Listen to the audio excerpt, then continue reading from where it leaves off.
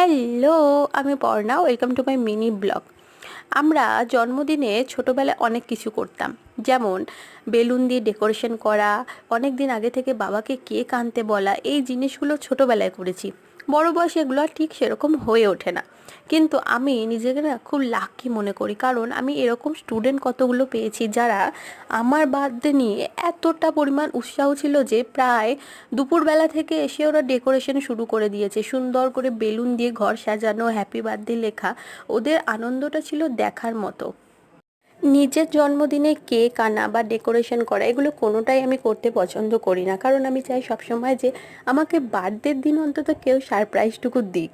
এবছর আমি অনেকগুলোই সারপ্রাইজ পেয়েছি, আর এটাও তার মধ্যে একটা অন্যতম, মানে যেটা আমার স্টুডেন্টগুলো আমাকে দিয়েছে। আর এই গিফটটা এত সুন্দর, তোমাদেরকে আমি বলে বোঝাতে পারবো না। ওরা বলেছিল তোমার একবার দেখেই পছন্দ হয়ে যাবে।